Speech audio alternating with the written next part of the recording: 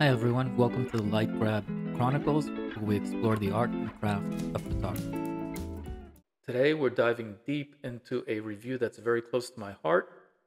We are going to talk about the Merrill Sigma DP series of cameras. Actually, I should say the Sigma Merrill DP cameras and their incredible foveon sensor. But more than that, I'm going to show you actual results, um, actual photographs that I've taken with these cameras for years, so that you can just see exactly how great they are. I personally love them. Um, I use them whenever I'm feeling creative, when I want to explore color, saturation, when I want vibrancy and a little bit of grit even to my photos. The results from these cameras are really reminiscent of slide film, um, kind of like Kodachrome or T-Max even, sharp, contrasty, beautiful, vibrant, dynamic images that they're capable of producing. And I'm going to share with you a lot of the photos that I've taken throughout the years with these cameras. They're a joy to use. Now, wait, they are difficult. You have to know photography, but you can absolutely get the best out of these cameras. Even if you shoot JPEGs, they're not terrible. But if you really want to make the best out of them and most out of the image possibilities with these foveon sensor cameras, you should learn a little bit about apertures and f-stop and just general basic photography rules that are easy to pick up and learn. Um, in some ways, it's a lot easier than hitting that auto button. Once you know it, once you know how to use these cameras, you won't go back. Now, you may try different cameras, but what I mean is that that skill, that knowledge to learn about how to shoot not auto, how to shoot manual or at least aperture priority is knowledge that it will not be wasted, regardless of the camera you use. And in any case, it's not the camera at all because you can almost get the same results, that foveon look, if you push the colors and the saturation and the contrast of um, cameras of photos taken with other cameras. But that's not the point. There's only so much you can go with that anyhow, and with these little cameras, you can do a lot more quickly anyway. And I know that's ironic saying quickly, um, with the Merrill cameras, but once you know how to use them, they actually are pretty quick to use. Um, so, like I said, these cameras have a certain look and feel that brings photography alive. The purist in me loves how easy and uncomplicated they are. They're mirrorless. I have on this one a little, viewfinder that I never use, though it works great, but I don't really need it because I think the back is just fine. It's, bright enough. It's a rangefinder style, a little bit of a brick, but I think they're easy to hold. This little corner here grabs they have grabs the palm of my hand pretty well, and also they have a little grip here. I'm not sure if you could see that, but that little grip actually makes it easy to hold as well. And there are cages and things you can buy for them if you really wanted to. I got these used. I have all three of them, the DP1, the DP2, and the DP3, and I used them. I bought them for about maybe $300 each. I think they've actually gone up in price recently. But that's because they're not just old, they're unique, and that's what makes them great. So, with that being said, let me walk you through some of the photos I've taken, and hopefully you'll enjoy them. Okay, so this one's actually a pretty good example of the quality that this camera is capable of. Here's a rooster I had a while back, and you can just see the clarity, the sharpness, the definition that this camera is capable of. In fact, this one was taken at ISO 320, which for the foveon sensor is actually pushing the boundaries. I think you don't want to go over 400, maybe 800 in black and white. And speaking of black and white, this one was taken with the DP1, the 28 millimeter equivalent camera, at 1/8 of a second. Yeah, you can handhold these babies.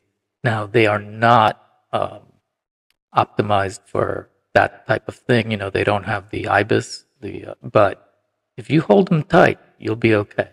And that shutter, there's no shutter snap or anything like that, and it's a leaf shutter, so you don't get any shake from if you press the shutter slowly and purposefully, you'll be okay. Here's a different photo in that same series of photos that I took. This one in color. I'm curious, which one do you like better? I can't decide. I kind of like both. But, an example of just how lovely these cameras are.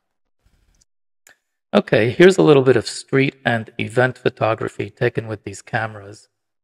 This first one with the 28mm one, the DP1. I think you could use these for street photography.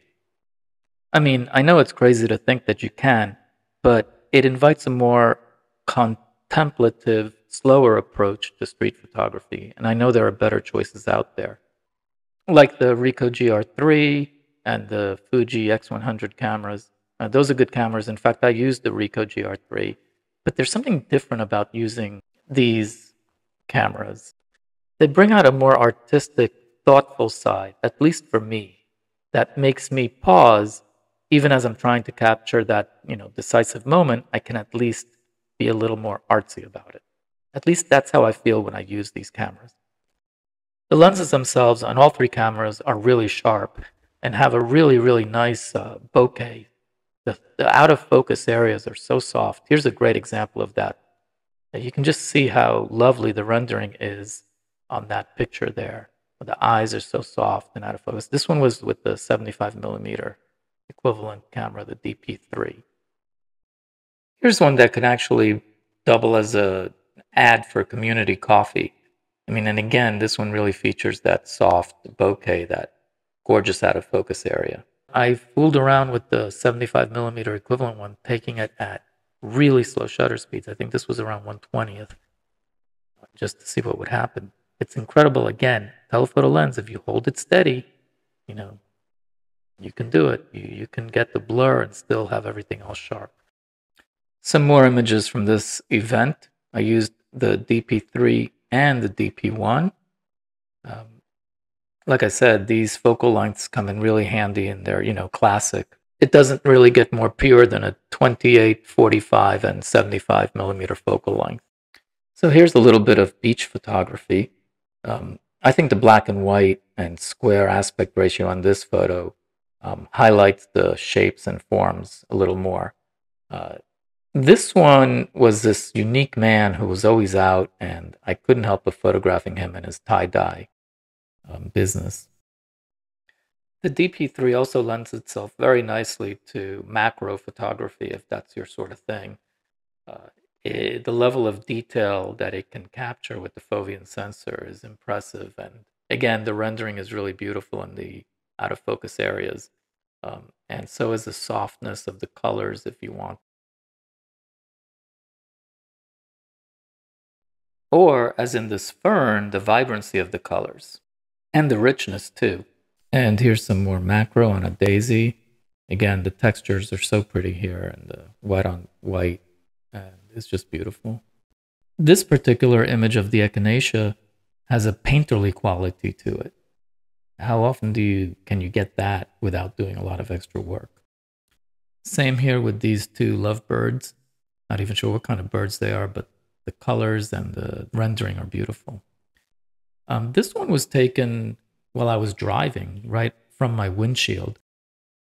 Then I decided to take it to a fair one night and see how it would do at night. And the foveon is pretty famous for its nighttime photography because, again, the vibrancy of the colors and the richness of the blacks. Now, don't try to push that ISO and don't try to get into the shadows because you won't. But all in all, I think they came out great. Here's another example of that foveon sensor and the crazy colors or neon, almost neon-like colors that you get. But they're not crazy. That's the thing. They're just bright and so saturated. And you may be able to pump up the saturation on another camera, but I don't think you'll get the same micro contrast. I don't think you'll get the same effect. At least I've never been able to do it exactly.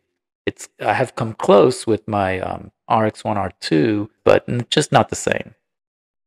And back to my favorite subject here, the chickens, again with the 75mm DP3.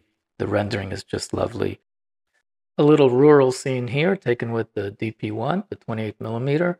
And I love the way this camera handles the colors of the sky. The blues are so rich um, and almost magenta-like in this particular one.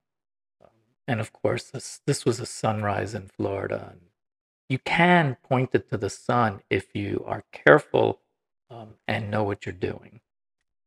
And by that, I mean not directly into any light source, not directly into the sun, because you will get some very nasty glare and ghosting from the sensor that you won't be able to fix in post. Here's another shot on the beach, a little lifestyle shot. And then this one here at a park. Just love the way the birds were flying in and out of that tree. Same park in the afternoon, probably a different day. I used a slow shutter speed here. You can tell that I like doing that to get a little bit of motion blur. This was with the 28mm DP1, and the shutter speed was 1/40th of a second. So you can hold it steady and get pretty good results. But I'm not sure about the colors. It feels like there's some weird magenta reddish coloring going on in the middle of the sidewalk there. Okay, so what happens if you take it to the beach and try to do some sports photography or some surfing photography? Okay, it's not truly sports photography, but the afternoon here in Hawaii was beautiful, and I thought, wow, let's capture these colors and just see how it comes out. So I took the DP2, which is the 45mm lens equivalents, and just started playing around with it and watching how these kids interacted with the surf. And I think the results speak for themselves. I think it's very, very cool. These next three shots are really about composition and focus and leading lines. Um, and I have a whole little series on that, and I'll do another little video on that as well pretty soon because it's a really great way to do photography. Okay, a couple of nature shots here. This one with the DP3, kind of a close-up of these almost dried out mushrooms. And actually, this was one of the first ones I ever took with the DP1. Some photography from the airplane in Flushing, Queens in black and white here. Um, Exploring, again, a slow shutter speed to kind of get that motion with the water dripping and getting the texture here of these dried out daisies. I took this one in color at a nature preserve, a butterfly preserve in Florida, but I actually think I prefer the black and white rendering. Now, here's a crazy one. This one is, again, the chickens that I love. But this one, I actually used a wide angle 21mm adapter, the one that comes from the Ricoh GR series. And I just screwed it on the lens there and said, well, what happens if I use a wide angle adapter? But the truth is, I've got the Sigma DP0, which is the 20mm focal length anyway, and it's just better to do it that way. These next photos show how you can actually use the ghosting and flaring from the sun to your advantage with these cameras because they just come out lovely. So I'm about to wrap it up here. I hope you enjoyed this video. And if you have any questions or anything about the Merrill or have any comments, I would love to hear them. So please drop a line and please subscribe. Thank you. Also, please let me know what you think of this video. I'm just starting this YouTube channel, so I would love to get your feedback. Any constructive feedback at all would be welcome. And stay tuned because next time I think I'll review the DP0.